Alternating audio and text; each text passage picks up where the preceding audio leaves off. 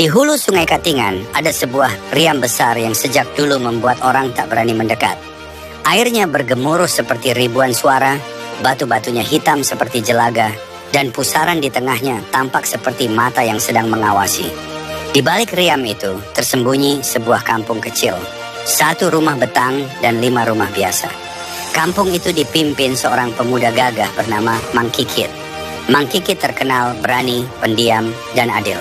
Ia hidup bersama istrinya, Nyai Endas, perempuan yang kecantikannya sering dibandingkan dengan cahaya bulan jatuh ke sungai.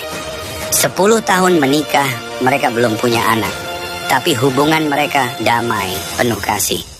Warga menghormati mereka seperti orang tua sendiri. Setiap pagi, Mang Kikit menyelinap ke hutan untuk berburu. Nyai Endas akan berdiri di depan pintu, memberi pesan singkat, hati-hati di jalan. Itu menjadi ritual kecil mereka, tanda bahwa hari itu aman. Di dekat kampung itu terdapat batu besar bernama Batu Tangudal. Warga percaya batu itu menutupi jalan menuju dunia air, tempat tinggal makhluk yang mereka sebut bangsa ikan tangudal, sejenis makhluk air yang bisa berwujud manusia. Tak ada yang berani mendekat.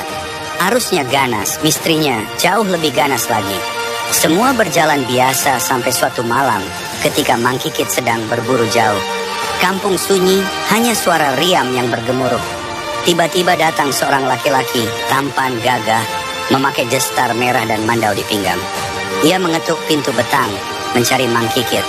Karena Mang Kikit tak ada, ia mengalihkan pembicaraan pada Nyai Endas. Percakapan mereka tak terdengar, tapi beberapa saat kemudian warga desa melihat sesuatu yang tak pernah mereka bayangkan.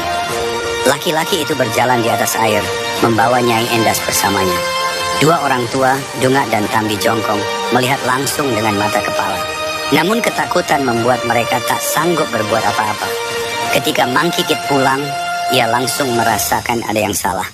Rumah sunyi, pintu terbuka, dan tak ada suara istrinya sama sekali. Warga hanya menunduk, sampai akhirnya seorang lelaki tua mengakui ia melihat Nyai Endas dibawa oleh makhluk dunia air.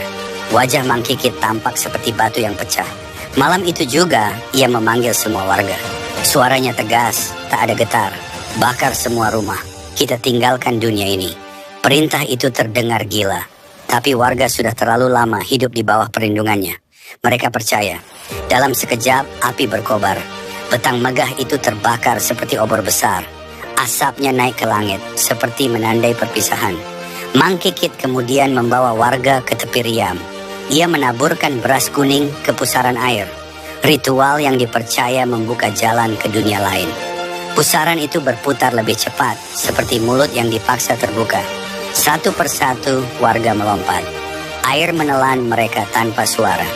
Mang Kikit melompat terakhir. Saat mereka muncul kembali, dunia berubah. Di depan mereka berdiri kampung indah dengan rumah-rumah rapi dan halaman luas. Sunyi, tak ada manusia, tapi suasananya terasa hidup. Udara di sana dingin, seperti selalu berada di antara fajar dan senja. Mang Kikit bersama 3 pengawal menyelinap ke rumah terbesar. Di halaman depan, Nyai Endas duduk diam.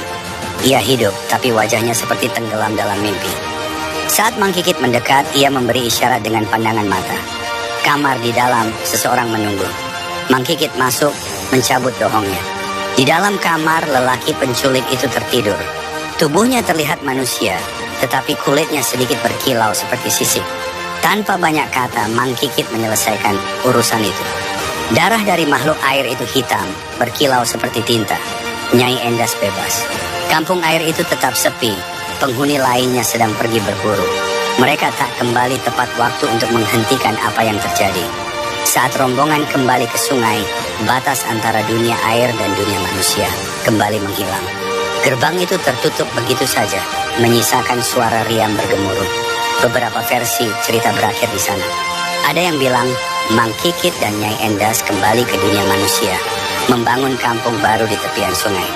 Ada pula yang mengatakan mereka justru hilang di dunia air, hidup bersama bangsa Tangudal, tak pernah kembali. Yang jelas, sampai hari ini, riam Mang Kikit tetap menjadi tempat yang membuat orang diam ketika melewatinya. Arusnya tampak seperti menyimpan rahasia lama, Seolah kisah Mang Kikit masih mengalir di bawah permukaan, menunggu siapapun yang berani mendengarkan. Legenda ini bertahan bukan karena kepastian, tapi justru karena ruang kosongnya.